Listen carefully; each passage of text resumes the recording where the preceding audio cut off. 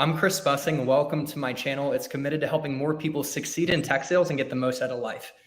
And we're going to dig into the second half of that little phrase today, diving and immersing ourselves into the world of well-being and high performance, specifically talking about the benefits of cold exposure therapy and ice plunges. And who better to talk about that than Noah and Cade, who's going to join us soon. We're the founders of Havin A Cold One, Havin A Cold One is making cold plunges more accessible and more affordable so more people can benefit from this amazing high performance and well-being habit. So if you guys get value out of the video, make sure to hit the like button and subscribe to the channel for weekly interviews with inspiring people like Noah and Cade. So Noah, I actually got an ice bath in before this. I'm primed. I'm ready to go. Nice. How's your day been? It's been great, man. I mean, it's been a busy work day for me. We were working out at the same time. I had a cold plunge about midday. Nice. Nice little workout. Got some sauna, got some sun. And so I'm just feeling refreshed, feeling nice for the evening. It's all about the two S's, guys, sauna and sun. That's what it's about. But anyways, so by the way, Havin A Cold One, is this right now a side hustle that's going to boom into maybe one day full time? Because I think a lot of people on this channel are all about entrepreneurship and building side hustles beyond the W-2. So I'm curious, is that where you're at right now? Yeah. So, I mean, I'm full-time. Kate is also full-time. And so Havin A Cold One is a passion project of ours. It was really just, it stemmed out of us wanting the opportunity to one, work for ourselves, right? We wanted to have the freedom to build our own schedules and do something that we love. And so it just kind of started really as us being like, look, we just really like cold plunges. Let's just start a page just to tell people about what we've learned. You know, we're big Huberman fans, Joe Rogan fans. And so just kind of regurgitating a lot of the information and not really fully understanding it for ourselves. You know what I mean? Just thinking that it was really good and something that we were interested in. And so once we just decided just to go, head first into it and just say, well, let's just go all the way in on cold plunges. We did the whole, setting up a freezer in our garage, DIY setup. And we just got to the point where we just needed a more permanent setup. And so we thought that having cold plunges was just something that we wanted in our life as a staple. And so we thought that if it was such a big benefit to us, then there's got to be other people out there that could benefit as well. And so to answer your question, yeah, it really just kind of started as something aside and it's really becoming something that's taking up a lot of our attention and a lot of our energy just because it's something that we are so passionate about. But I mean, it never gets old and it's always fun. So it's something that we really want to see eclipse our normal 9 to 5, and just become our full-time job. And I think that's something I see for myself with this YouTube channel and coaching and enabling people in tech sales and personal growth. And again, I think a lot of the audience out there deep down, they're trying to get into tech sales, but they're ultimately trying to be entrepreneurs that really have freedom. So it's good to see you, account executive by day, but 24/7 building the passion project that eventually will flow into, the full-time thing. And there's a lot of hype around ice baths. And some people might say, oh, it's like overhyped. And everyone, including me, I just posted a little clip as a teaser for this interview of me in an ice bath. And I've done a bunch. Someone on my channel actually commented like, Chris, you and your ice baths. But it's hyped for a reason. There's scientific reasons why it improves our well-being. And so we're going to dig into it. But I'm going to give everyone a cliffhanger and build the suspense. I wanted to ask you before going into that, tell me about your superhuman routine. I saw a post on Instagram and people actually love to learn about, what's the morning routine backed by neuroscience. I think Dr. Andrew Huberman mentioned has a morning routine that you might have drawn from. What's your superhuman morning routine? It's a great question. And I mean, really, it depends on what your goal is for the day. Like if you're someone who likes to work out in the morning, then your routine is going to be different than somebody else who likes to work in the morning. So personally, me, I like to work in the morning. I like to get out of bed and first thing that I do is something productive versus because going to the gym is almost like a reward for me, right? It's something where I can kind of take my mind off of everything else in the day, just de-stress, focus on only what's in front of me, go to the sauna, lay in the sun. And so that's not really something that I like to start my day off with. I like to just get something done. And so for me, it's waking up. I try to do it as early as possible. Cade's better about waking up earlier than I am. I'm much more of a... How early? Early for me is 6:30. We were doing this thing at one point where Kate and I were both waking up at 5 in the morning. This was kind of a grind session for us because we started in October. And so we were just all through the winter of saying, look, this is what it's going to take for us to get where we needed to go. There was just so much that we had to do. And so those morning hours are really where we got a lot of our work done. So, getting some daylight in your eyes, morning sunlight is great for you. So I'm a big fan of just putting the phone down in the morning, rolling out of bed. I'll do a cold plunge if I can, or I'll just go straight outside, sit, enjoy a cup of coffee, get some sunlight, and then try to knock off really the hardest thing for my day, or the thing that's really been hanging over me. There's always that one thing when you wake up in the morning, you're like, shit, I got to write this. I got to do this. I got to send that. And for me, it used to be something that I would delay, and I would just be like, oh, well, I'll just knock out these tasks. These are easier. I'll knock out these. But everything just piles up and grows. And so I find that the morning time is great for me to just get the most productive task that I can out of the way, the one that's just hanging over my head. And so waking up, cold plunging straight into the work, morning sunlight, work out if you can, and then just chug a glass of water. It's what I do, man. It's pretty simple. Yeah, the glass of water is a good one, actually. I feel like we're dehydrated in the morning, and what are we, like 75% water? If you want to, really have a pro move, you could throw in a lemon. I always joke that a lemon water is my guilty pleasure. Yeah. I say that I do a little pinch of salt. Actually. I'll do a little pinch of salt and just drop it right in there. I used to do salt water and just mix it in the whole glass. Yeah, because I have a big problem where I'm very active, and so I sweat a lot. I do jujitsu. I go to the sauna. I'll just work out. I'm in the sun, and so I'm always just having an issue of I'm drinking enough water, but it's not hydrating me enough. I was to the point where I was drinking like 4 of these are a liter. I was drinking like 4 of these a day, and I was still cramping when I was working out. And I was like, okay, so this is a problem. And it got to the point where I was like, oh, I just need more sodium. I just need more salt. Started doing a couple of pinches of salt in my water, and I've had no issues ever since. It's amazing how a little adjustment like that can make a world of a difference. For sure. And so I wanted to dig a little more into the morning routine, because I did see one of your posts on Instagram, and there were a couple other things you mentioned I wanted to double click on. On the post, you said wake up on the first ring of the alarm in the morning. What are your thoughts on that? What's the why behind that? It's really a willpower thing, right? I mean, just like anything, where I always obviously draw it back to compare it back to the cold plunge, where if you're just sitting there staring at the cold plunge for 15 minutes, it never gets any easier, and it never makes you want to do it anymore. And so it's kind of like just ripping off the Band-Aid, waking up at the first alarm. And I like to force myself to get out of bed by putting my phone on the opposite side of the room, or just somewhere where I can't just easily roll over and turn it off. And so that's a big thing for me. Just roll out of bed. You're going to feel groggy. You're going to feel tired regardless. Or at least I do in the morning. I always have a tough time getting up. And so just finding a way to force yourself out of bed, get vertical, just start moving around is really the best thing that I found. Yeah, I found that integrity is such an important thing. It's a muscle that we can flex, which is honoring our word. When we say we're going to do something, we make a commitment to ourselves or others, we keep it. And I know I'm probably preaching to the choir, but that's the first opportunity to flex that integrity muscle. Yeah. Otherwise, we're in a small way breaking a promise we made to ourselves, and it actually weakens our personal power. Now, we don't want to overanalyze it, and I'm an over-analytical mind. So it's I'm up on the first alarm, and then I'm beating myself up, and the day spirals out of control. Yeah. That's why I had to ask you about it, because you're exactly right. It's willpower, it's integrity. And it can really add up over time, because, oh gosh, our ability to say something and make it happen is personal power. So you flex that muscle to start the day. There were a couple things though I wanted to also double click into from that post on Instagram. Another was reading. I do just want to touch on, because you said something really interesting there that I like about making the little promises to yourself, right? And there's a quote by Jordan Peterson, I can't remember exactly, but it's basically saying that everything that you do either makes you in alignment with yourself or out of alignment. So every promise that you make to yourself that you don't break, and a lot of the times I'm guilty of this too, I'll hold promises to other people more than I will to myself, right? Where I'll be like, okay, I'm going to do this today, go to this today, and then I will do something on someone else's behalf that I'd promised them that I wouldn't even do to myself. And I'm like, well, how can I show so much respect and goodwill towards others if I can't even show that towards myself, right? It's like, so how, it's like giving from an empty cup. And so it's like having to take care of yourself and making sure that you are fulfilled and that you are not just preaching at others, telling them what they should do when you're not practicing yourself. I'm super guilty of that, where I always know what should be the right thing to do. I've read all the articles, I've read all the research, I know what it should do. But then at the end of the day, it's like, are you practicing what you preach? And so that's something that I've really been trying to focus on. I'm really glad you stopped me before going on to the next thing, because I love Jordan Peterson. I saw him talk live in Austin. That's awesome. What a brilliant guy. His book, 12 Rules for Life, An Antidote to Chaos. And I know he has other ones after that. It just was so powerful, man. And I love what you're saying.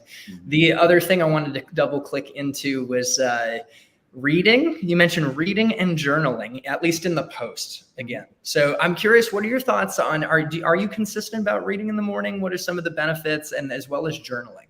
I read more at night. Reading is once again kind of a pleasure for me. I use it kind of to unwind and do a little, get off the screen before bed, because I have a mind that just kind of races. I think we're similar in that way, where it's just always thinking about what about this, what about this, what about this. And so that's kind of a way that I can decompress and just kind of, take a step back. But I do think that reading is important. And I think that it's something that I had lost for a while, thinking I was like, oh, you can just read everything in your phone. But there's something to be said for just literally being completely detached from the outside world and being immersed in a book that I think is valuable. Journaling is big.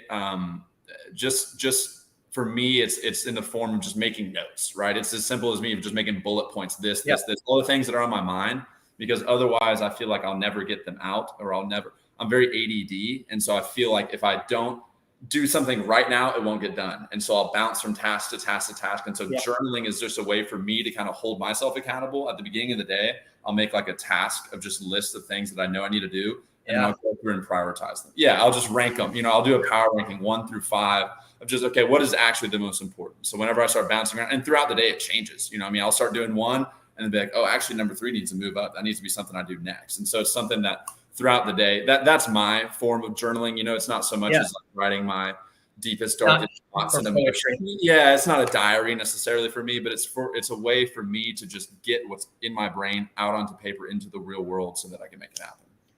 Yeah, there's something about the movement of the molecules, when you take a physical pen and write on a paper and you set intentions. And according to neuroscience, I was reading an article actually years ago, 4 habits that boost your happiness backed by neuroscience. Mm-hmm. And one was setting intentions. Mm-hmm. There's just something powerful about having that forward aim, and that's all we need. So it's like that checklist, like you said. I'm the same way with journaling. It's mostly just writing out what I'm looking to do. The only other thing, I don't know if you're a creative mind, but obviously I have this YouTube channel, and I might have ideas coming in. I'm like trying to capture them on my notes on my phone. I feel like it's just so crazy, but that's the only thing. My notes on my phone are just so like, I have a bad habit of writing down everything and not going back and reviewing. Right. And so like going instead of going through old notes that I made 3 months ago, I'll just start a new one. And it may be an idea that I've already had, that I'm just, that's a good point.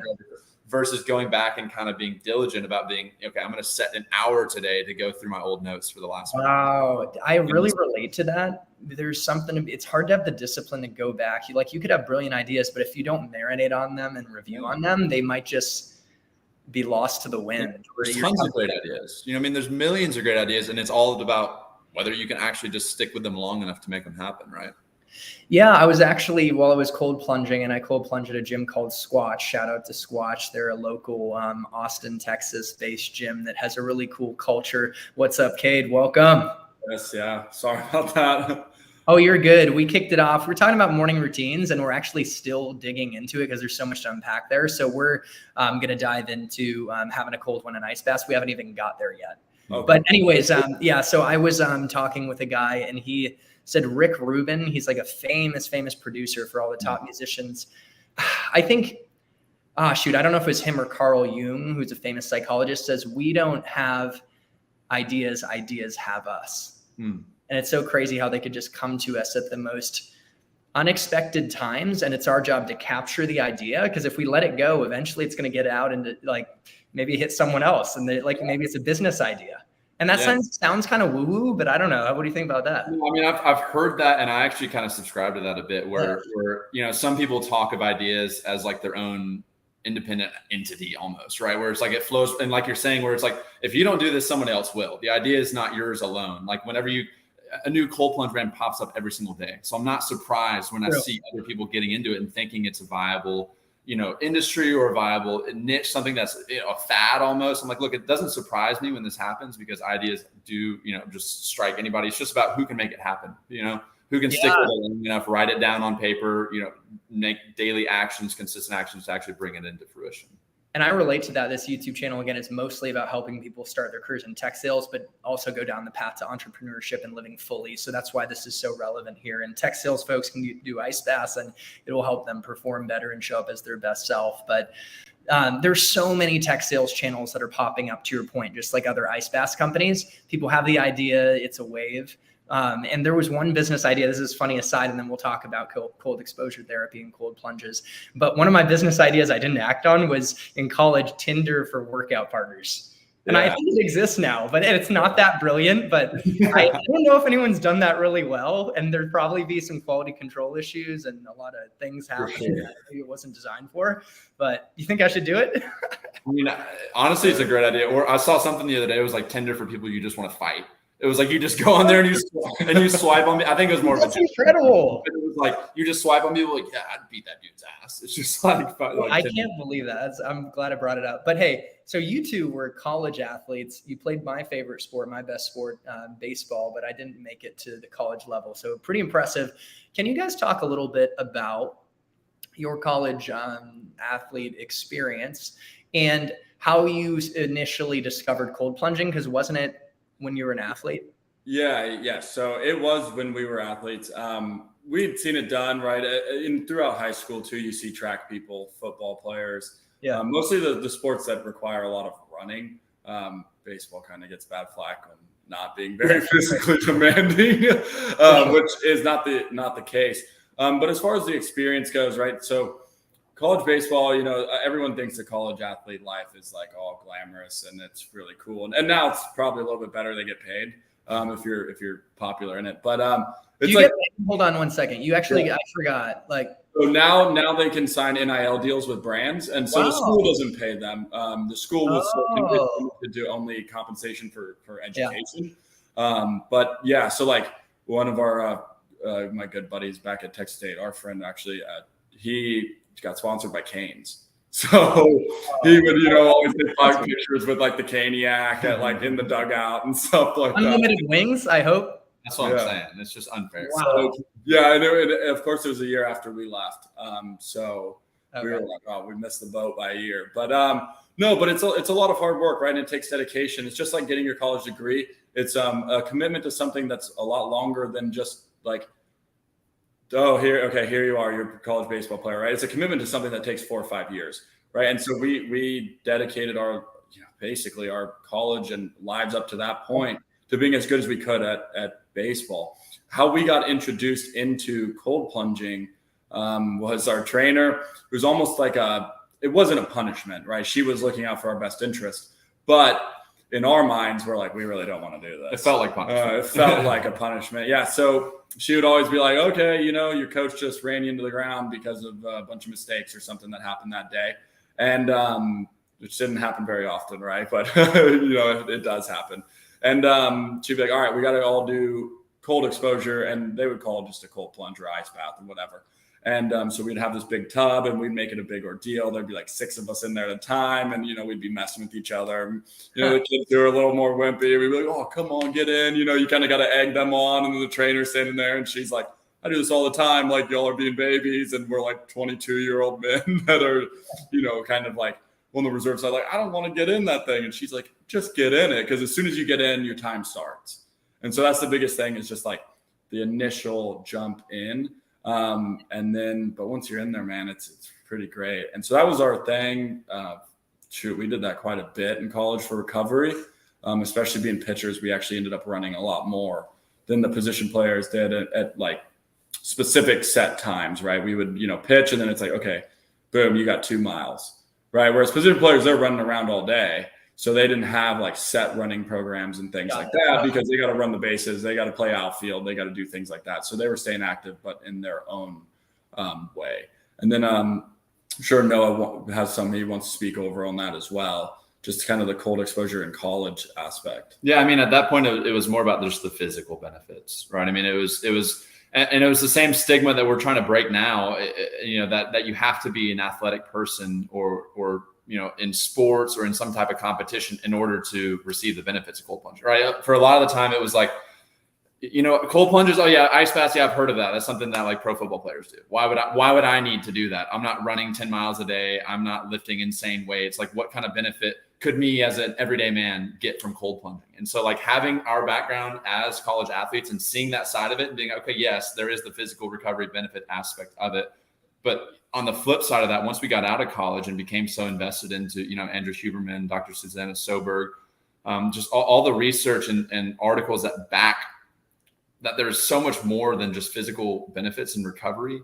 That's really when it kind of flipped a switch into me and became less about punishment and more about taking care of myself. Because I've always been into health and fitness, but I thought that once I got out of baseball, I was like, oh, I'll never need to do a cold plunge again. I pretty much vowed to myself, I was like, I'm never going to do heavy deadlifts again, and I'm never going to cold plunge again. Why would I ever need to, right? And so getting out of college and being on the flip side of that and realizing, oh my gosh, I need to take care of my body now more than ever because I'm not as active and as physical as I once was and eating 10,000 calories a day. Cold plunges are physical stuff. So it started as more of just the physical recovery, the physical benefits, and it's gotten more into kind of the mental side of things in addition to the physical benefits that you get. Yeah, super insightful to hear about your journey, diving into cold plunges, pun intended. And I like what Cade said about like not wanting to get in, but once you get in on the other side of that discomfort, I don't want to put words in your mouth, but it could be like a bliss and an access to a sense of pride and accomplishment and some amazing benefits. So that's cool that you went from feeling like, oh, this is a punishment to freely choosing that I'm going to do ice baths because I want to be the best version of myself. Absolutely. And Chris, not to cut you off, but it's very similar to probably like what you went through starting this YouTube channel. You're like, okay, well, I'll do it one day. Right. It's like, no. The first step is like, I have this saying where it's like the best time to plant a tree was 20 years ago. Next best time is today. Right. And it just goes to like, if you are worried about the time in the ice bath, it's like, then just get in, because the sooner you get in, the sooner you overcome your fears in the first step. You've already taken the first step to getting out, right? And receiving those benefits through the stress that you're enduring while being in it. And so that's like the biggest thing I can talk with people is like, don't think about it too much, just do. And as you can see with your social media and probably with our social media and other social medias, it's like consistency is key. So the more you just do it over and over and over again, the easier it becomes over time. Powerful. That's a wonderful soundbite. I'm going to turn that into a short form after this. And seriously great. One of my guests from my channel, one of my first, what I call inspiring interviews, and this falls into that category, was with one of my high school friends, Charlie Jouse. And he's a mental skills coach for the Arizona Diamondbacks. Very cool. And it's cool, you guys, I don't know if you had a mental skills coach at Texas Tech, but I've noticed it's a big thing now, looking at sports psychology and mental well-being and the mental aspect of high performance. And one thing he said about professional athletes and college athletes like yourself is what's so unique about you guys is you're professional doers. High performance lives in action. Swinging the bat over and over, throwing the pitches, working on your placement. You guys were professional doers, and I am sure that has carried over into business. And tell me if I'm wrong, Noah, you're account executive, and Cade, are you account executive by day? I'm a senior loan officer. So okay, very cool. Yeah, I basically manage and regulate and help myself build programs and stuff. But yeah, no. But back to what you're saying, it's all about commitment, right? Like once you start the pitching motion, once you start your swing, like it's either 100% or you're not gonna succeed. Like there's no way you can't throw a change up and not like believe in it and do it 100%. So it's like once you start, it's like boom, you're a doer. Like you have to do it at 100%, or you're gonna be standing backwards like this. Oh God, you're gonna be watching that ball fly 400 feet in the air. So it's just the commitment, the initial commitment, and it's like, okay, we have to do this, right? And if something bad happens, all right, we're committing again, right? If you swing and miss, or if you do throw a fastball that gets hit over the fence, all right, well then I can't let that bother me the next time. I have to recommit and give it my all the very next time, because that's obviously the worst outcome that could happen. So for it to happen twice in a row is probably pretty unlikely. And then on top of that, if it, you have to commit, or that ends up happening, and then you're stuck in that cycle of like, oh, I'm not good enough, blah, blah. No, just commit 100%. Amen. Commitment is a foundation for high performance. And it's also, I've heard it said, I read a book, 12-Week Year, that commitment is accountability projected into the future. Like you've already decided you will be great in this moment, and your results will be a consequence, and you will do whatever it takes. And I can tell you guys are that type of person, and it gets me amped up to share these ideas and this energy with the audience, because I know a lot of the folks out there, and thank you to the couple folks who are live right now and the people who will show up in the future, are those types of people. And I wanted to say a couple of things, just riffing a little bit, and then wanted to get back into the benefits of cold exposure therapy. But I actually had the privilege of being a graduation speaker for the Boys and Girls Club. And my talk title, even though I didn't tell the kids this, was Action is the Answer. And I just think of this metaphor of you can either sit in the stands in life watching people get on the court and be safe and keep yourself from ever having to deal with failure or losing, but you're never going to get to experience the thrill of victory. Mm-hmm. So it's so worth getting on the court and risking. And I did that with my YouTube channel, to your point, Cade. Mm-hmm. And it's so funny. Like, I put it off for over 3 months. I was analyzing and thinking I'm going to start a YouTube channel. 3 months later, I have a glass of whiskey. It's like midnight. Right. And I've done all this preparing and even shot content and all this stuff. And my buddy David sends me a video of Gary Vee, one of his original videos, making like critiquing wine or something. And it was a horrible video. And then he sent me a video of Gary Vee now. And it was those things, like shot of whiskey, and then the Gary Vee video before and after, and my friend encouraging me after 3 months of overanalyzing that I finally hit upload. And that's where the journey began. And I was actually able to improve upon what I was doing. It doesn't have to be perfect. So you hit the head on the nail. And I think you kind of assumed that was exactly the case with starting. Absolutely, Chris. And taking action, right? Even if you do get bad results or negative results from taking action, learn from it, right? You'll never learn if you don't take action, because there's no way to correct mistakes if you don't make mistakes. So taking action is really actually the only positive way to make positive ground, because you can learn from the mistakes of your actions, right? Just like all of us did as little kids, right? Hot stove, hand on the hot stove. Yeah. Okay. Bad action, but you took action and you learned, and now you made a mistake, and granted, but you learned, and now you don't touch hot stoves. I mean, that's a great example, man. And sometimes I repeat the same mistakes, but typically, you learn and then you make new, better mistakes. Exactly. But I keep saying amen, man. I feel like I'm in the church of action and high performance right here. This is pretty great. But it's kind of to your point, Chris, about, it's like the man in the arena, right? The Teddy Roosevelt, where anybody can sit off to the sides and cast judgment or blame or say, I would have done this, I would have done that. But unless you're in the arena, you have no grounds to speak on. Right. I mean, so it's something where just to kind of piggyback off that, right? It's easy to cast stones from the stands.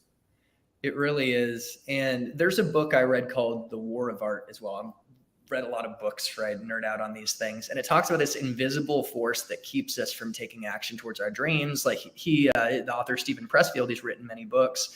And he talked about just sitting down at the table to write, even if it was really crappy, just to show up. What type of resistance did you guys face on your entrepreneurial journey with starting Having a Cold One? Or did you just dive in with no resistance at all? I mean, we know how processes work. We know that it's never going to be an overnight thing. And so we kind of had that frame of mind going into it, being kind of having the sports background of understanding that literally the only way that you can succeed is just by failing forward and taking action on a consistent basis long enough to see results. Because if you just, if you do something for a month, 3 months, 6 months, even, you're not going to see the results that you want. You're going to get discouraged unless you're so addicted to the process and just the day-to-day actions that you take, because then you're always going to be looking off in the future saying, why am I not there yet? Right. So it's something that I think, like Kate is saying, the only thing you can do is take action. Yeah. And there was interpersonal, I'm blanking on the word you used. Say it again. Yeah. There's also like interpersonal resistance, right? Like we've had friends reach out hard to call them friends now. I still respect them and I think they're great people. I wouldn't say I associate with them as much anymore, but basically like their way of feeling good about themselves is to cause interpersonal conflict with what you want to do. And so we've had to distance ourselves maybe from some people who, at one point in time probably had their own aspirations, but they started Instagram, didn't see immediate growth, and they're doing it. But like we've had multiple comments from people that, we would consider close friends now, who still support us and everything like that. But people who once were close friends who, lived across the street when we were in college, right? They lived, in the house over. And they're like, well, y'all guys are still doing this? Like, what's that about? Like, oh, I thought you just give up, right? Because we post religiously 3 times a day. And it's just on Instagram, by the way. Yes. Yeah. So we post on Instagram and Meta. So Instagram and Facebook 3 times. So guys, quick thing, make sure to follow at Havin A Cold One and follow him on Facebook. I'll link it. I think it's linked, but I had some trouble with it, but we'll link it after. Give him a follow. It's good stuff. Shameless plug. That's because it's coming from me. Anyways, go ahead. But yeah, so the interpersonal, conflicts that can happen too is it's just like you have to realize like, okay, they're not in the same place as me, and maybe at one point in time these people will come around and realize like, okay, this isn't something like it's hard to put into words, right? Because I don't want to speak badly on anyone, but people do find that like maybe because they couldn't do it or they didn't have the dedication or the commitment or the ability to take action in the way that others do, right? Like there's 2 of us. It's pretty simple to make 2 to 3 posts a day. It's just 1 or 2 a person. Well, if you're I don't know what you got behind the scenes. I do 1 a day, but I have some help from some shorts editors, and I'm going to slice and dice this interview because we've had a lot of nuggets, and we'll have many more to come. Duration of this conversation. So I have strategies, but yeah, at least once a day, man. I realize like consistency and grind and showing up is exactly it. So anyways, continue. Yeah. I mean, for me, I think it's just, I feel very fortunate to have a partner, to have somebody that we can bounce these ideas off and kind of reassure each other because, you hear all this outside noise and you can't help but think to yourself, you're like, shit, I mean, are they right? Should I be doing this? Is this some kind of joke or what am I really doing here? So have somebody in your corner that you can just constantly reassure and be like, no, look, there's the saying, if you're around 4 smokers, you'll be the 5th. If you're around 4 people that work out, you'll be the 5th. If you're around 4 millionaires, you'll be the 5th. So it really is who you surround yourself. And heaven forbid if you read the comments and let them bother you. That's shame, just not to give this guy more credibility or publicity. He has unlimited, but Joe Rogan, he's like, I don't even read my comments. He's like, I won't interact with them. Because there's just so much negativity, right? And he's just like, I just don't give it the time of day. And there's other comedians that go on a show and other people that go on shows like, I love reading the comments. Like it fuels me. And then there's other people where it's like, I read them and then I spiral until I go to sleep. And then I wake up the next day and realize everything's fine. Oh, it's dangerous. It's dangerous because when you're successful, you will invite also negativity. I think of Brene Brown, who has one of the most viral TED Talks of all time. And she's a researcher on shame and vulnerability. And she encourages people to be their full selves and be truly authentic and courageous. And she's gotten death threats. It's like, how did she get death threats? Yeah. I mean, it's always a reflection of the other person, right? I mean, that's, I just try to come from it from a place of understanding and trying to be, look, that's not me. Like if you're mad at me for pursuing my dreams and doing something and trying to spread a positive message, that's got absolutely nothing to do with it. And we've got a great buddy who his posts, he's got a big following on social media and he gets a lot of comments, right? And it's funny to see him because he interacts with all of them, even the negative ones, because it's an interaction, right? Interactions drive algorithms. Yeah. Algorithms love interaction. So he'll literally get a comment that's basically like, for lack of better words, like, you're so dumb. And he'll be like, thanks, man. Appreciate it. Like, hope you have a great day.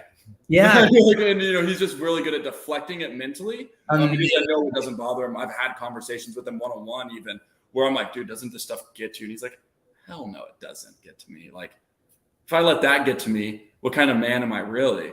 And I get that. And, so it's nice to also see other people who are maybe like a step ahead of us. He does something completely different than what we do. We actually have no desire. I personally have no desire to get into what he's doing. He's a personal trainer, but it's like cool to see how he handles it. And just having someone that's like, dude, what do you do in this situation? Right. But he just looks at it as, you're just fueling my algorithm and making the social medias, Instagram especially, that loves interaction, right? You're just making my algo go from. Isn't that funny? And that's exactly what it is. I don't know if I've blown up big enough to get a lot of negativity, but I've got some, and I've had some posts where I had like a post on my greatest weakness, which this is authentic. I am a perfectionist. I have a story from as a child, and an art teacher pulled my mom aside and said, your son like stopped doing his art because he thinks it sucks, basically. And so it's an authentic thing, but it also did drive me to be great, right? I got into Google. I'd done well for myself. I'm, now I had to start up. Got the YouTube channel. And I think our weaknesses and strengths, I mean, I know they're actually intertwined, and it was authentic to me, but some people are like, oh, you know, we get how great you are. And like actually a handful of people. So maybe that's something for me to look at, right? Maybe it wasn't super relatable, but the thing is, it actually did bother me a little bit in the moment. And I was snarky. And I was like, oh, like I corrected a guy's spelling, and hey, I'm not perfect. Yeah. And, but I'll tell you, so Des is here live. Des, thanks for showing up. She's been an amazing part of the channel, and she's a massage therapist by day and also in the process of finding her next tech sales opportunity. And she actually called him out and said, hey, Chris. So there are also people in your audience that will stand up for you. You know, which is a beautiful thing. I mean, there's nothing better than a hater, man, because they'll talk more than anybody else. Like we're big Grant Cardone fans, and he says, give me 10 haters before I get 10 people who love me. He's like, they'll talk way more. They'll tell everybody about you, and you don't have to even say anything. Actually, that's amazing marketing. Yeah. Your name's already in their mouth because they find value in talking about you. Whereas the people who love you, it's like, oh yeah, Cade, no, yeah, they're doing cool. Yeah, they're great. Yeah, that's great. Yeah, they're awesome people. Right, but the hater goes out of his way. You know, I can't believe it. I saw this guy on Instagram post this video. I thought it was so ridiculous. You know, the alarm was a fake alarm was going off at 5:30. And he sprinted outside and jumped in an ice bath. Right, that's actually one of the videos we did. We got some flack for it, but it's funny because yeah, of course that's not a real alarm, and of course I'm not waking up at 5:30 to literally sprint out of my house and jump into the cold plunge. I'd been awake for 10 minutes before that. Right. I was tired and I had just woken up, but it's like, yeah, keep the comments coming because you're putting my name in your mouth. I'm not having to do any of the work. That's awesome. Right. More algo for me. That's the way to look at it. So let's talk about the benefits of cold exposure therapy. We touched on a little bit, like when you're in college, of course, recovery and reducing inflammation. Can we talk a little bit more about any other physical benefits? And maybe this is I don't know if like the dopamine boost or if there's any scientific aspects you could briefly touch on. And then we could talk about the mental benefits, because I think a lot of what resonates with me is actually the mental. But any other physical benefits, or how did the chemicals kind of change when you do an ice bath? Yeah. So something I noticed, Chris, it was quite weird. I didn't plan this at all. I got an opportunity to go give blood. Actually about 6 weeks into our challenge of 66 days straight of cold plunging, which now we're probably at like 100 something. And so I was sitting in the little van and the lady was like, let me take your heart rate. And so I was like, okay, whatever. Like I was a former athlete. I know it'll be good enough for whatever this needs. So I got it. And my heart rate was 47 beats per minute. And I'd been working, an office job for about 1.5 years at that time. And I was just like, I was kind of taken aback because I don't necessarily participate in cardiovascular exercises or activities, really. I play softball every now and then. I get outdoors and like, I'm just not a runner. It's just not who I am. I work out every day, but I pump iron. That's how I am too. Right. And so she was like, she asked me, and I hope YouTube doesn't flag you for this, but she's like, did you smoke marijuana? Like, what's the point here? And then I was like, no, ma'am, I don't. Like, it's funny. I drank a Red Bull an hour ago. Like, I don't know why my heart beat's so low. Yeah. And so that's something too, that the cardiovascular benefits, right? Because of the vasal constriction that happens throughout your veins while you're in the cold plunge, it makes your heart beat harder to get blood to the things that need blood, your fingers, your feet, your extremities, right? And so when you get out, your heart's still pumping just as hard and it's still working hard, but your veins actually dilate to, I can't remember the exact number, but to larger than they were prior.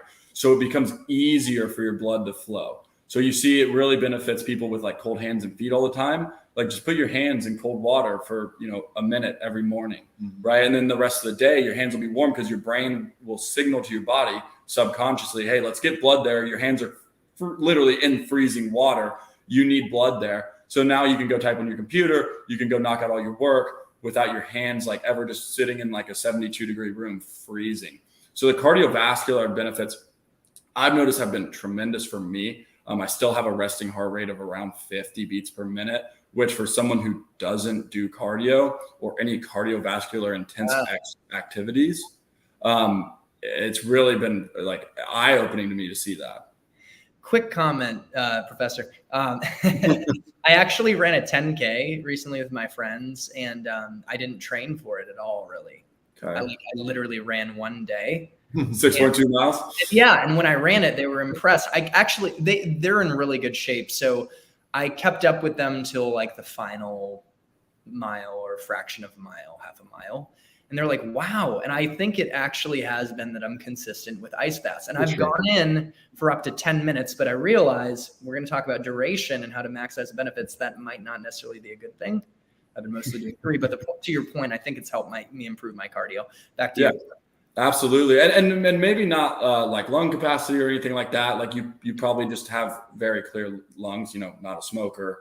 Right. Never been a smoker, not taken up any of those habits, not been around a lot of secondhand smoke, things like that. So your lungs are probably very fresh, very young still. Whereas like some people our age, especially around our age and generation, it's like they carry around what I call an adult pacifier. Not to insult anyone. We all have our vices. I get it. But I was actually out. Oh my gosh. I little brag here. I was on a yacht on Monday. I had a friend with a yacht. It was awesome. After I think I saw you both at the Sphere Boston Community Workout, and did that cold plunge. That's actually the thumbnail for this YouTube video. I don't know if you saw it, but it'll post to the channel after. And there was someone I met that was actually used that exact metaphor, an adult pacifier. That was the first time I heard it in a second. It's just, I don't know, random, small world, but no, yeah. And we all have our vices, right? Not trying to shame anyone. I get it. But if you're doing it, work hard to get off of it. Yeah, there's chemicals you can't pronounce in it, just like cigarettes. That's why it's not recommended. Yeah. I think also, to kind of touch on the circulation point, whenever people are saying, oh, I can't do the cold, my hands always get freezing, my feet always get freezing, I just always have cold hands. Well, that's a telltale sign that you have a circulation problem, right? If your hands and feet are already cold, just walking around normally, that means you're not getting enough blood to your body. So ironically, those are the people who need it the most, right? The people who struggle with cold water the most are the ones who could benefit by it the most. Yeah, Des, who I mentioned before, she made a comment, I'll have to try it out. I'm always cold. So, hey, maybe that, to your point, would be a great opportunity. Mm-hmm. So Des, try it out. And she's coming to Austin for this sales immersion retreat. I had the founder of that on the channel, and we're going to meet up and maybe can have her over to Squatch, or we can have a cold one when you're here. So let's have a cold one. Yeah. And by the way, who is cold plunging for? And you're probably going to say everyone, right? But I say this thinking about a conversation that Noah and I had about the CEO who doesn't have a lot of time that needs to even work out. So any thoughts on that? Like who's cold plunge for, and maybe talk about for people who have a tight schedule, how cold plunging could fit in. I mean, just touching on that cardio piece that we were saying earlier, right? I mean, and we'll use the example of a CEO because that's a great example, or just somebody really who's busy. You can think of a single mom who has 2 jobs, right? Anybody who has a tight schedule that they need to adhere by, that they can't go to the gym for 2 hours a day and do an hour of cardio, an hour of running, an hour of sitting in the sun, whatever it may be. So it's really in my opinion, the most bang for your buck you can get of anything. I mean, put on your favorite song, 3 minutes a day is all you need. And the benefits, if it was a pill, everybody would take it, right? It's just through the roof, the amount of benefits that you can get. So really anybody who's looking for a way to wake up in the morning, anybody who's kind of dragging mid-afternoon, anybody who has trouble sleeping, anybody who has, problems with their hands and feet, arthritis, psoriasis, anything like that, anybody who struggles with anxiety or depression or feelings of overwhelming, thoughts that you just can't get out of your brain and you just don't know how to become present. I mean, getting in a cold plunge is just the ultimate feeling of presence because there's literally nothing you can focus on, but oh my God, this is so cold and all I can do is breathe. Right. And so that's really all, it just connects you to your breath and brings it back to kind of the present moment. And to elaborate a little bit, Chris, anyone who deals with a high level of external stressors, it can be very, very beneficial for anyone with the external stressors. There's a lot of deadlines, like especially in my industry, deadlines, dates that things have to be done. And we deal with that with this, right? Soulful Sunday's coming up. You got to be there at a certain time. We got to pack everything up. We got to make sure it's in the car. We got to leave, right? We have to deal with I-35. That alone is stressful. I don't know how many times you've driven from Austin to San Antonio. It's the worst stretch of road, I'm pretty sure, in the United States, besides maybe some roads in LA. But, you know, anyone with, and that's where like the CEO, he comes in and he's like, look, I do have a little bit of time to go to the gym. I go to the gym 3 or 4 times a week, right? I get that. But he's like, it's the stress of my meetings.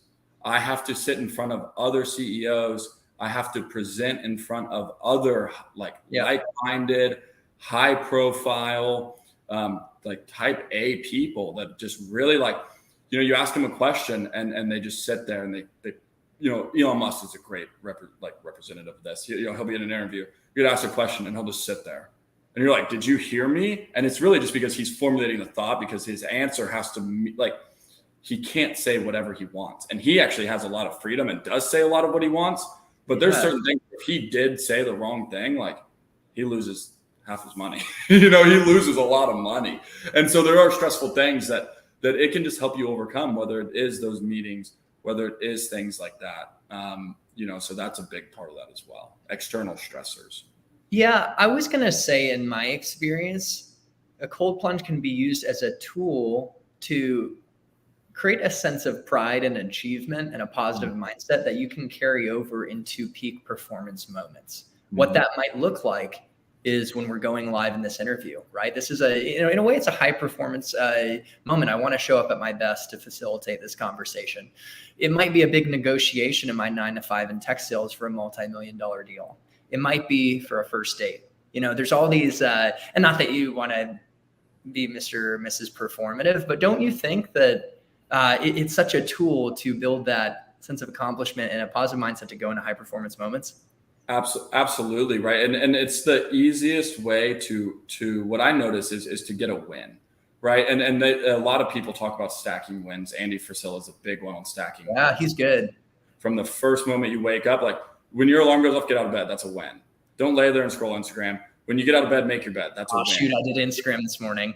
Hey, Havin A Cold One. Let's go. Not saying, and I'm not saying we're perfect, right? And maybe that is maybe a win for you is 10 minutes instead of 15, right? But maybe you set your alarm 10 minutes early so you have that 10 minutes to be on there, right? Because there's comments that got to be responded to, especially you do a lot on social media. So it's like you have a reason to be on it, right? You're not just on there doom scrolling, as they like to say. But it is stacking wins, right? And if you can, just like what you said, the confidence that you can get just from like, okay, I just did that. We actually had someone at Soulful Sunday who she was like panicking about being able to do it. And through the amazing breath work and coaching of David Shipp, a veteran that we had out, who's actually a fantastic human being. Yeah, I got to meet him. He's a great guy. Not to shamelessly plug his thing, Holistic Heroes, go donate. It's all to getting veterans off of prescription drugs, Oxycontins, Xanaxes, things like that, through breath work, cold exposure, heat therapy, all natural forms of biohacking, essentially. He has a fantastic story as well. If y'all are interested, Holistic Heroes on Instagram or David. Holistic Heroes. Okay. And so, but it's about stacking wins, right? And that's not an easy win. So if you can do that at 6 a.m, 5:30 in the morning, or even like before your workout, right? You might not be feeling like going, this workout, man. Well, hey, showing up at the gym is a win, right? And then getting there and doing that's a win. So that kind of sets you on the path of catching wins all day, right? The more you can stack in a row, the more productive that day's been. And so, getting those wins, man. Small ones, big ones, whatever it takes. And I think it shows people that they're capable of a lot more than they think they are. Because, just to kind of piggyback up the example Kate had given, this girl was she'd never done one before, and she was super nervous. She came up to us and said, look, I'm only going to do 10. She'd put her finger in and was like, oh, it's just too much. I'm going to put, bless you. I'm going to put my finger in. It's just already too much. And she ended up doing 5 minutes, right? So we only tell people 2 minutes a day is all you truly need. That's unreal. She got in there, and within 10 seconds, she said, I'm getting out in 30 seconds. And through the coaching of David Shipp, just helping her, I said, okay, that's fine. It's just important to look, you're in control here. Like nobody is forcing you to be in this, because that's when people start to freak out, is when it's like forced upon them. You have to do this. It just triggers a lot of things. And so look, you're in control of this situation. You're doing something that's extremely difficult right now, and you're going to be fine because of it. All the pain that you're in right now is completely in your mind. It's all temporary. And so just being able to calm your mind and overcome that, it just is one of the biggest wins that you can create for yourself, and just have that kind of sense of momentum. And absolutely. And to elaborate a little more, you want to talk about confidence. Right. If you can stack 5 wins together something like that. It's like, hey, what the question now doesn't become what can I do? It's what can't I do? And that's a bigger question, because it's like, okay, well, I had to sit in 45-degree water for 3 minutes. All right, that's a win. Okay, so now it's like, okay, yeah, I can go to the gym. All right, I can do all this stuff. So now it's like, okay, well, what can't I do? So you start thinking bigger, thinking out of the box, and not to kind of go back into like what it does for you mentally, kind of on the hormone level of your body, right? Confidence is an interesting thing, because you can't really measure it in a way besides of just like, oh yeah, I have confidence, I can go and do this, right? I know I can do this, right? It's kind of measured through accomplishment, which maybe is a little weird, but it gives you the confidence, right? To go and maybe like, oh, I did a 3-minute ice bath this day. Like, I'm going to go and attempt something at the gym, or I'm going to go talk to that person that I've been putting off just because it needs to be done. It's something, and we all face that in work, life, everything like that. Good example, kind of funny. You forget to pull the chicken out of the fridge for your mom, right? When you're a little kid, right? Hey, I'll be home in an hour. Pull the chicken out. We're gonna cook it for dinner. It's like, all right, well, she's gonna be home in 10 minutes. I didn't pull it out, but you have to do it anyways, right? Or you're gonna get caught. So it's like, it gives you the confidence to just do the right thing, whether it's a little late, whether you're, and confidence is a big thing with continuing going with consistency and just believing in yourself, building your own thing, doing what you want to do in life, controlling your life. I've seen. Talk about a great practical tip to build self-esteem and confidence, which I think is what unlocks everything we've ever dreamed of in life. I think our performance rises and dips to the levels of our beliefs. So the question I posed to the audience is the question you just posed, is what can't you do? And I encourage you to start thinking that way, guys, because you're capable of so much more than you even realize. Risk being wrong. I think it's important for us to risk being wrong about our own limitations. So we got a good comment here. It's a question for you guys. And thanks again to the live audience who's here now, and that will be, the folks coming in the future. Does a cold shower work as effectively, or is this ice thing necessary? I'm pretty nervous to try this out. It seems kind of intense. Mm-hmm. It's a great question. And I think it's honestly a great place to start, because so to answer your question, a cold shower is still beneficial. Really any kind of cold exposure, because what you're looking for is the fight or flight response from your mind and your body. And so as soon as you turn that shower on cold and it starts just splashing all over your water, all over your body, you immediately want to turn it back hot. You immediately want to get out of the shower. And so it's becoming comfortable, the old adage, being comfortable, being uncomfortable, right? It's realizing, okay, I'm in discomfort right now. I'm in some pain right now, and that's okay. And so it's learning to become comfortable while you're uncomfortable. It translates over into work. Okay, I have to do this boring, mundane work for the next hour. It's not going to be fun, and that's okay, because it gets me to where I need to go, and it's what I need to do. So to answer your question, cold exposure of any kind truly is beneficial, whether it's a cold shower, whether it's just standing outside the cold with no shirt on, whether it's a cold plunge. A cold plunge is one of the most intense ways you can get it. It's one of the most intense responses that you can get for all the benefits as far as, dopamine and neuroadrenaline, endorphin release, decreases in stress hormones. That is the strongest response you can get. But I tell people all the time, if you've never done one before and you're scared, start with a cold shower. Just learning, end your shower on cold. You can still have a nice hot shower for 5 minutes, just in the last 30 seconds to a minute on cold. And slowly you'll start to become addicted to that feeling, because it's a true sense of presence. It brings you back out of your mind and into your body. So I think cold showers are a great way to start. Yeah, I definitely have become addicted to these things, to these cold showers. Like you said, it gets you out of your head, which I tend to live in quite a bit as an overanalyst, and into the physical body. So what a great opportunity to be present. So I had a couple more questions on the mental benefits. We don't have to open up a whole can of worms, but Noah, you and I talked about how cold plunging builds resilience, and we talk about confidence and in presence. But is there anything more you want to add on in terms of like what resilience looks like and means to you, and how cold plunges impact that?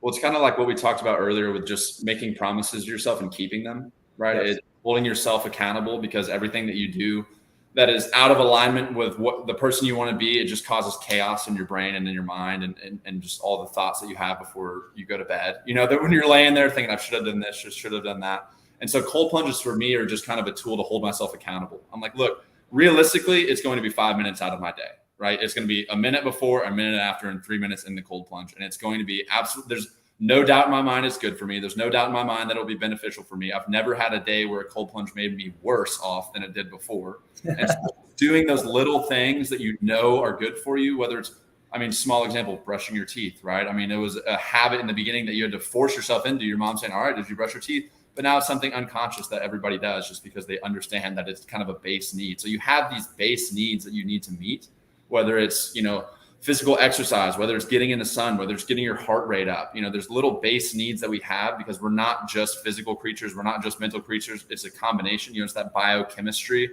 of your actions affect the way that you feel. And so if you're not doing the things that you need to do and you're not taking action, whether it be physical, whether it be a cold plunge, whether it be just doing the work you need to do, you're just going to be worse off overall. And I think everybody understands that at a deep level. Sometimes it just takes hearing it from somebody else over and over to really click in their own head. Because a lot of the times you tell people the answer to their problem and they're like, oh yeah, well, I really knew that. Well, it's like, well, then why aren't you doing it?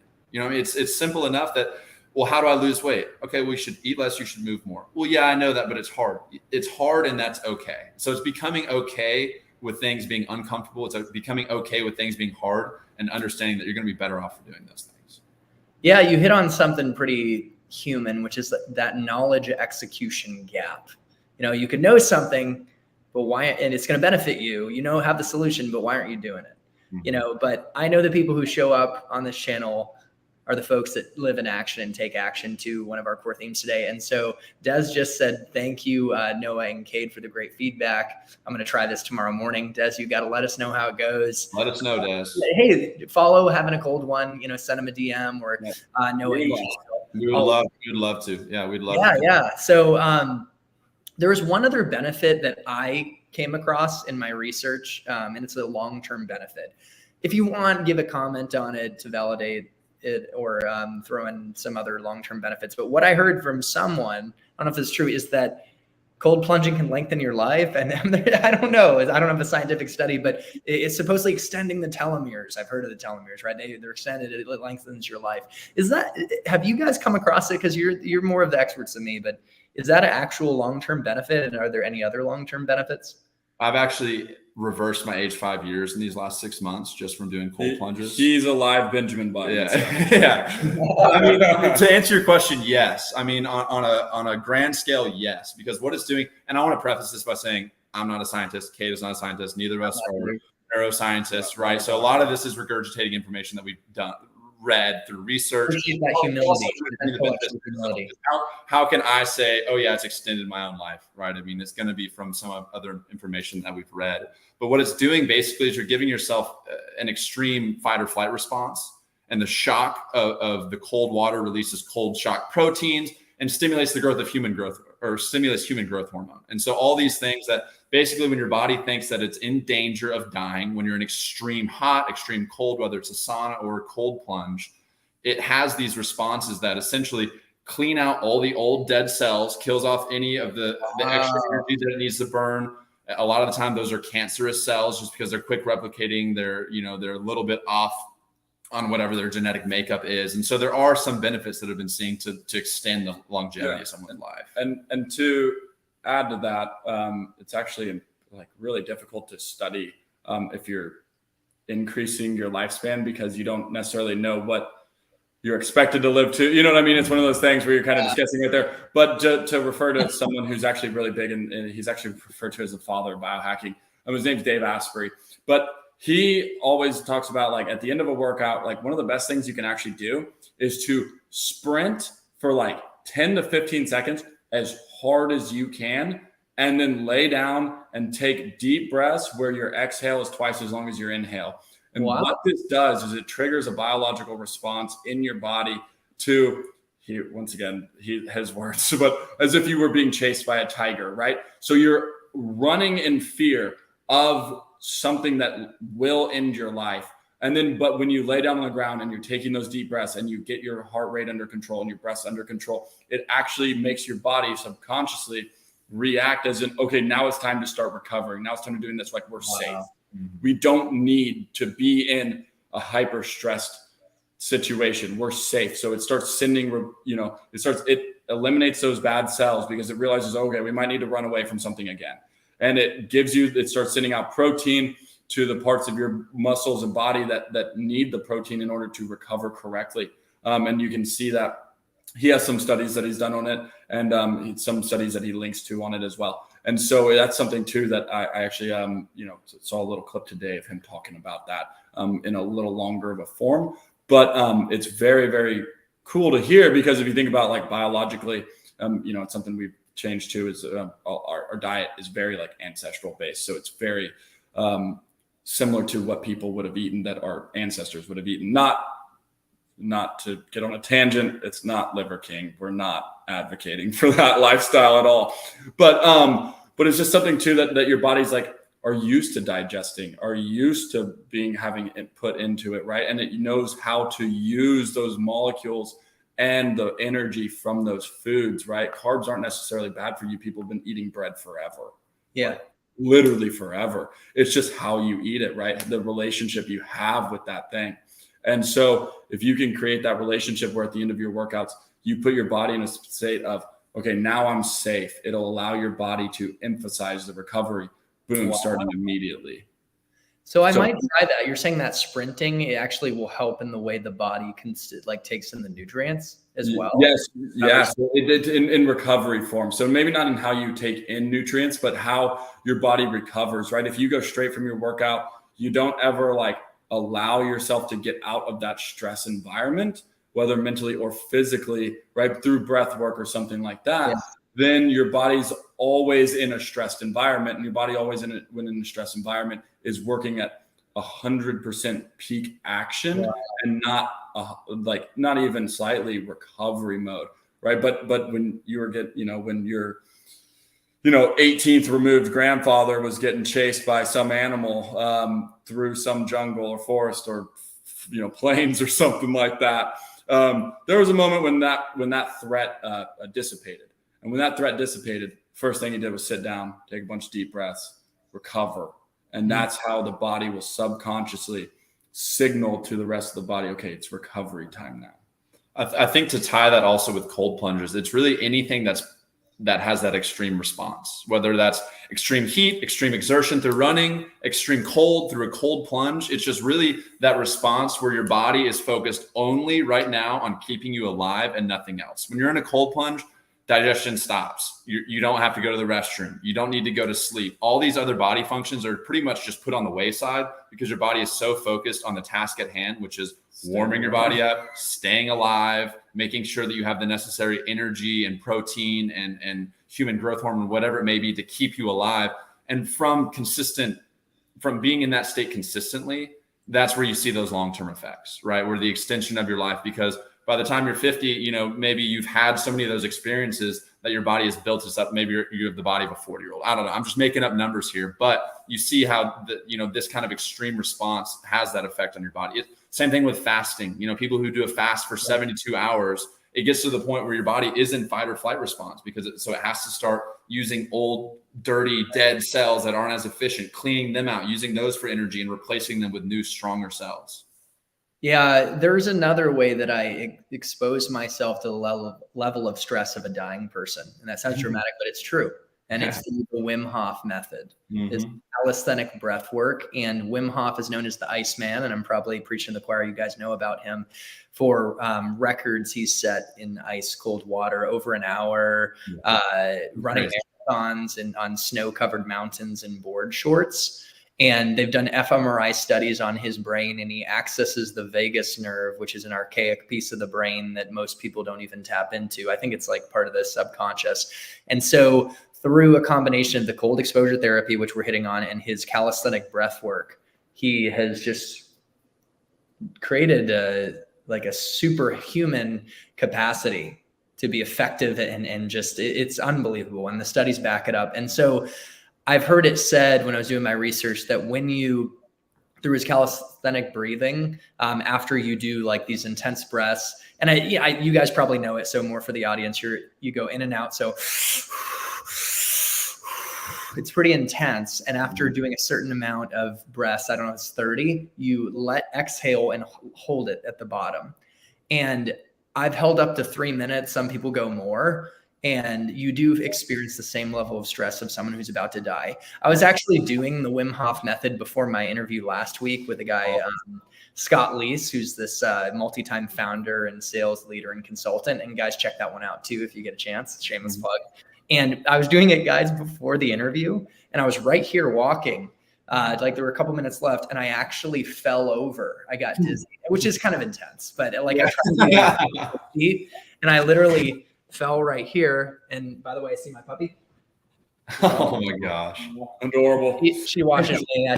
I'm nervous. She's watching me. But anyways, can you believe that? And I like hit my face. But the point is that was a pretty extreme level of stress, but there's something accessed through it. And I sound insane that it's that sense of accomplishment, some of the things we talked about. So have you guys, it's tapping into that same response, that parasympathetic response that we're not in charge of, whether it's through a cold exposure or through extreme heat exposure, extreme exertion. And you can do it even through your own breath. I mean, I read the book Breath by James Nestor, who references a lot of Wim Hof stuff. And there's a kind of messed up study, but very interesting study where they did it on dogs, and they would control a dog's heart rate depending on how many breaths he was having. And they were manually having the dog breathe, which is why it's kind of a sketchy subject or study, whatever it was. But they were able to put these dogs and these different humans, even James Nestor did it on himself, in these extreme response stresses just from your breath. So, I mean, it's something that's super powerful. And obviously cold and breath are very closely tied together. So I want to talk about how to maximize the benefits of cold plunging and how to be a cold plunging pro, like things like duration and frequency and stuff like that. Mm-hmm. However, before getting to it, the final thing I wanted to tie a bow on for this part of the conversation is, do you actually combine breath work? Because I gave a little TED talk on breath work myself, but do you guys actually implement that as well in combination with the cold plunging? I mean, go ahead. I was going to say, absolutely. The breath work is really a way, it even brings you more from out of your head to your body, right? Focusing on something that's central to you. Your lungs are actually in the dead middle of your body, right? And if you look, this is maybe a silly analogy or anything, but a lot of capitals and states, right? They're in the middle of the state, right? So that's where they want people to focus, right? So that all expansion can go outward. So it brings you centered into your own body. And then the one thing I would say, just for people listening, do not hold your breath in a cold plunge. Don't hold it, but doing breath work, elongated breaths or maybe longer breaths is okay. Just that whenever it comes to holding your breath, that's when you'll start getting back in your head, panicking maybe a little bit. And you do kind of lose that. Now, if you're doing submersion, cold therapy, right? Like when I dunk my head, I'm not inhaling underwater. Humans are notoriously bad at breathing underwater, so I don't recommend trying that at all. Once again, not a doctor, maybe you have gills, but but I don't recommend that. And then Noah has probably some stuff he can say.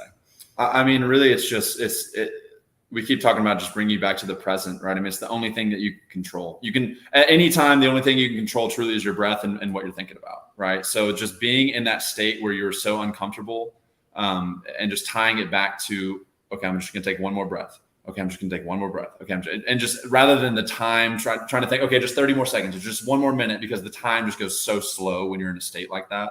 And so just breathing from the stomach. I mean, another tip I would say for people is just breathing through your stomach is big, because a lot of the time people will breathe through their chest, just very shallow breaths when they get in, and you have a hard time catching your breath because you're in that kind of shock state. And so just really focusing on long inhales, long exhales through the nose, through the stomach, is really the best way that I've found to endure a cold plunge, right? I mean, it's the only thing that you can focus on is your breath.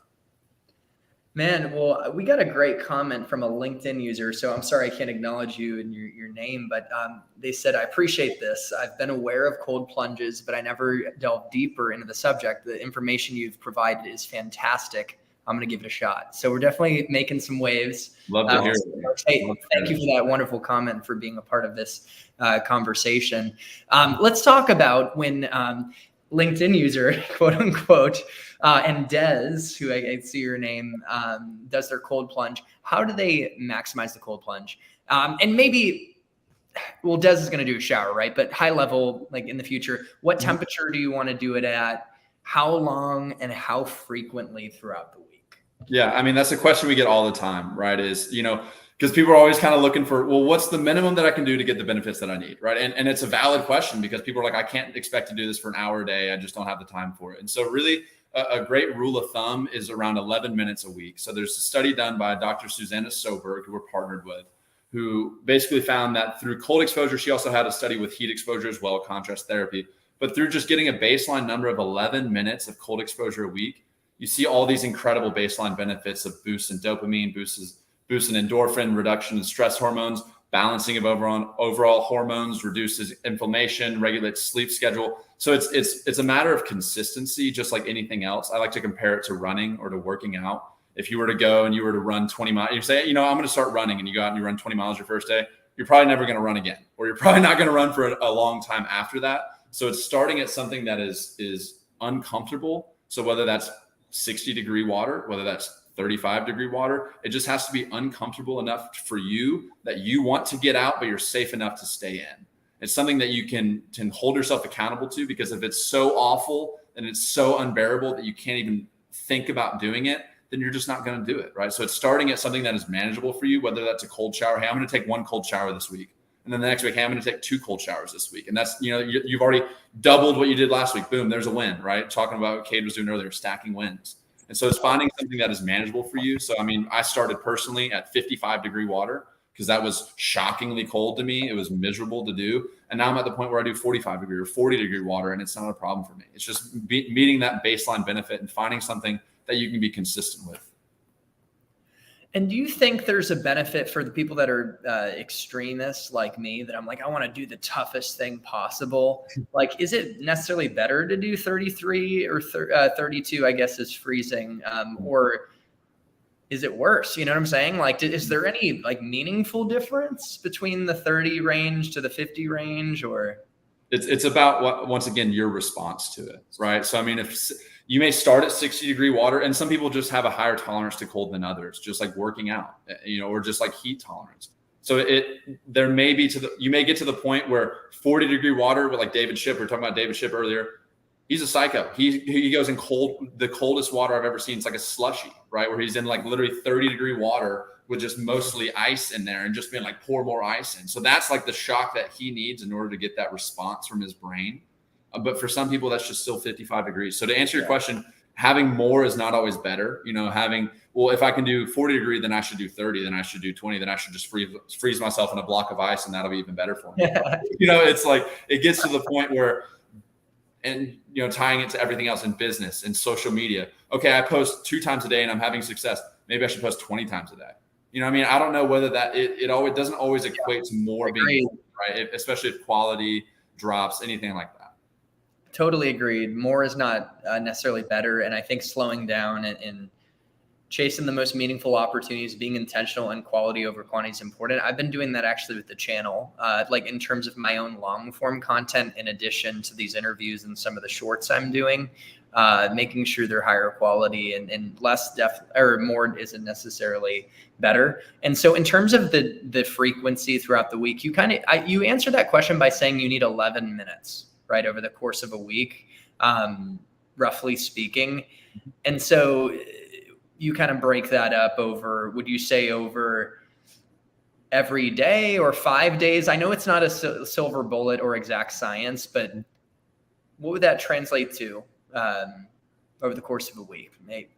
For me, I'm somebody who, similar to you, Chris, if I'm doing something, I like to do it all in. Yeah. I want it to become part of my daily routine. So I just do it 3 minutes a day. So I'm over that 3-minute baseline. But really, I would say to tie back to that CEO example we did earlier, he said, I don't do a cold plunge every day, but I do it every single day that matters, right? So if he has a very important meeting, or he has something where he just has to be on top of his job that day, he won't miss the cold plunge. And so starting with it, look, I don't have time for it every single day a week. I'm not going to commit to 7 days a week. That's fine. Just commit to 1 day a week. If you work out 1 day a week, do it the day you work out. Or do it the day that you have to pick up the kids, or drop them off super early that day, right? Finding something to tie it to that's a bigger reason other than, I'm just going to start cold plunging, right? Tying it to something that has a bigger why behind it. Hey, I need to be up for my kids because they need to get to school at this time, but I need to work out before I'm able to drop them off. I'm not able to work out early enough. Okay, wake up earlier, cold plunge before. It's just finding ways that it fits into your schedule, into your routine, and just trying to meet those baseline benefits. And if you don't get 11 minutes a week, it's not the end of the world, right? It's not like, oh my gosh, I can't do it next week. I'll just do 11 minutes on Sunday, right? That's how I'll make it work. Yeah. It's really, like I tied it back to just consistency. You mentioned tying it to your why, and how did you know that was my next question for you? I want to hear about the why behind Having a Cold One. I also want to know where the name came from, because I bet a lot of people were having cold ones on Memorial Day, right? And so it's kind of catchy, and maybe that's it. But tell us about where the name came from, and then also the why behind Having a Cold One and your mission going forward. Yeah, so I mean, the name and the mission are kind of tied together in that we wanted to make cold exposure, like I talked about it earlier. We wanted to get rid of the stigma that you had to be a certain type of person to cold plunge, or that you had to be an athletic individual or a professional athlete or do something with your body in order to realize these benefits. And we also want to cut through the noise of kind of a lot of holier than thou. I'm a big David Goggins fan myself, but kind of the do the hard or your kids aren't going to grow up the way they need to grow up, and you're not going to fulfill what you're supposed to be. And kind of taking a step back from that and realizing, yes, this is extremely important and it's not to be taken lightly. And your health is something that you should have control of. And it should be honestly your number one priority.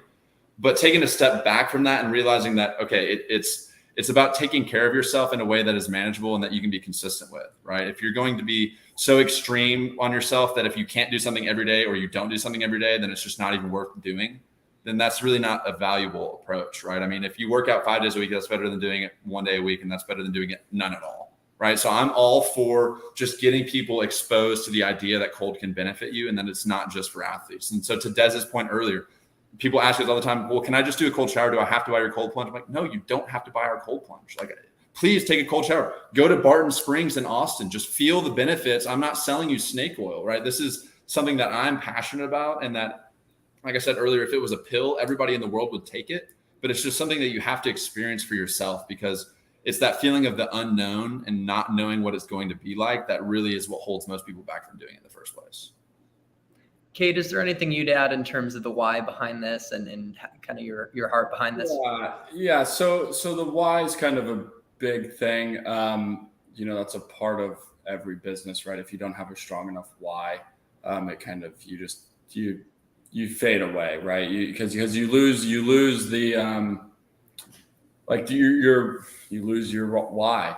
My biggest why is I've seen some people negatively impact their own health through decisions that are easily controllable, and I would like to spread the word that you don't necessarily have to go to this is something, sorry to kind of switch gears here, but this is something that I see a lot of people, and they're like, oh, dude, I just want to, not to be self-centered, but they're kind of like, oh, I just want to look like you. And I'm like, oh, you're not going to. And not saying that you can't, just saying look, I had 23 years of my life with a coach who basically was like, you need to, my goal was to play professional baseball. So that wasn't taken lightly. So I trained the way that a professional baseball player would train. And it's very, very difficult to replicate those without sometimes having someone, yell at you or maybe push you, right?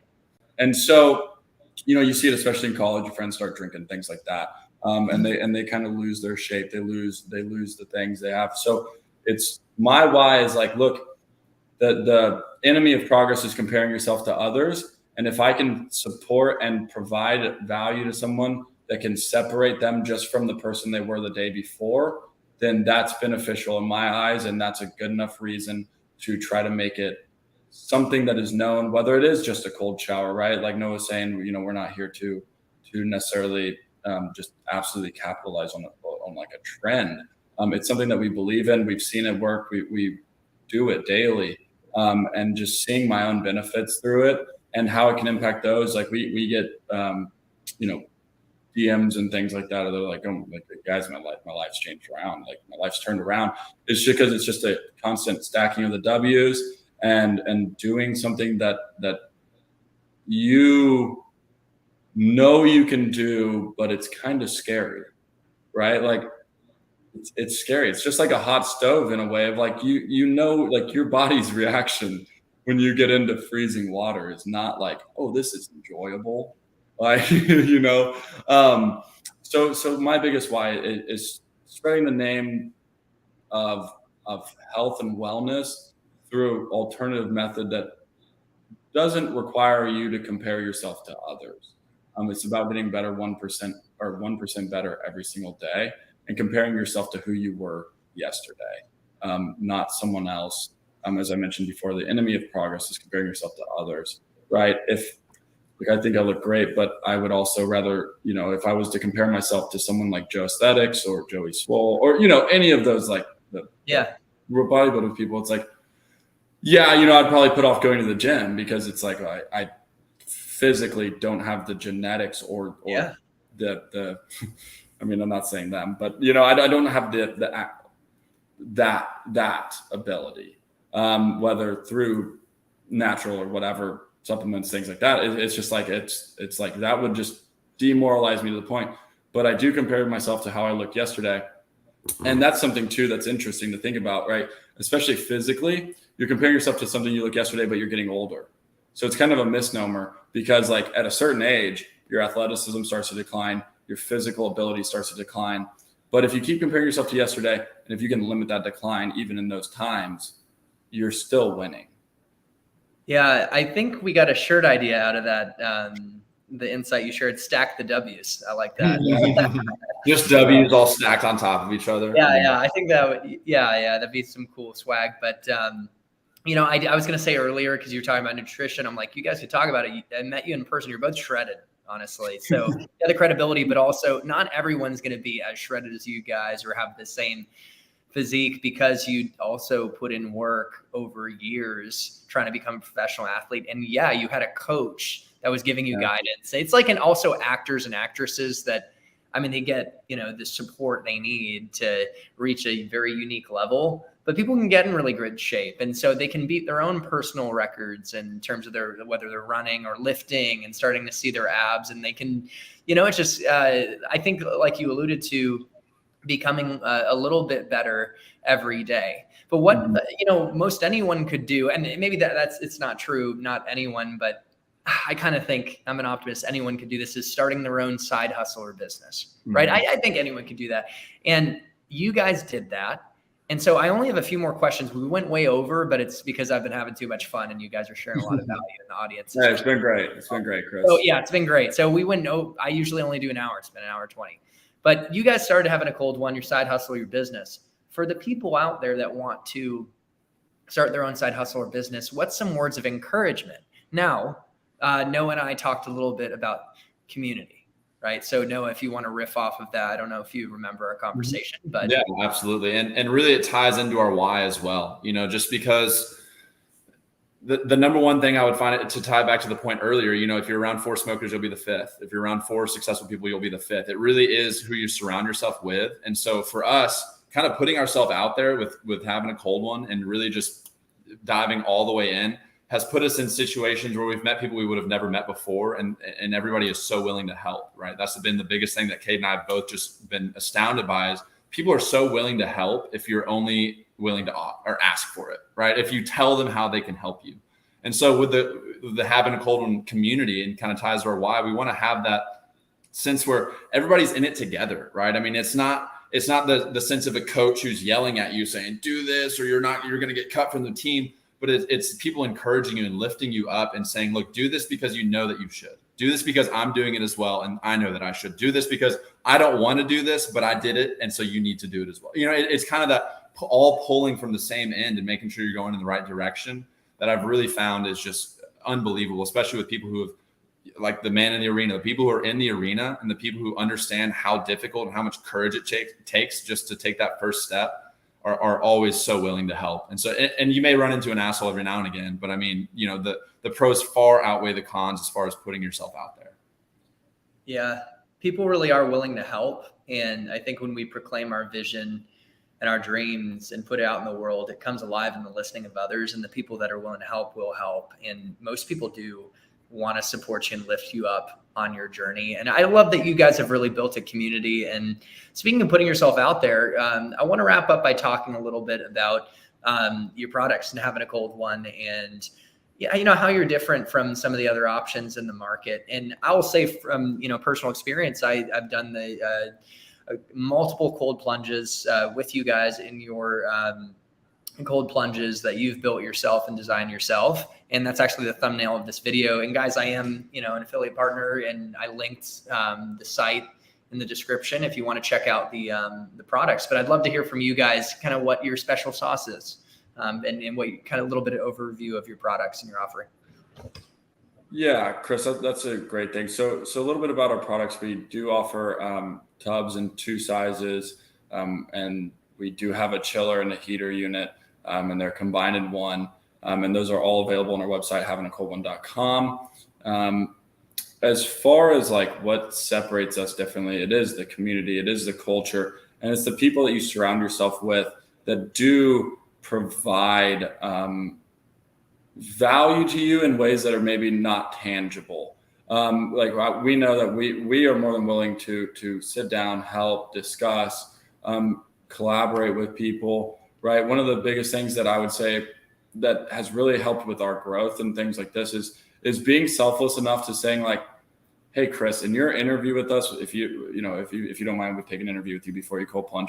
Shout out yourself, shout out your YouTube channel. Like, we want you to grow too, right? This isn't about us. It's not about us, Noah and I. It's about us, right? And all of us trying to do something to better ourselves, better the people around us, and to just get people on board with, kind of joining the wave, right? All ships rise. And we want anyone who's about that mentality to be a part of it. And, and another thing is our just dedication to this. We see, like Noah mentioned earlier, there's cold plunge companies that pop up all, every left and right and all this stuff. And it's like, it's funny though, because some of the videos are like, they'll reuse the same video of like them getting in it, or they don't post videos of them getting in it. And we've gotten away from posting videos of us getting in it, but that's because we do so much collaborative content with the people who like, to use our product and at the events we do, and showing us being out there and everything like that. But it's not something we shy away from, because we know that you kind of have to live what you preach, right? You can't be a pastor and then go to the bar.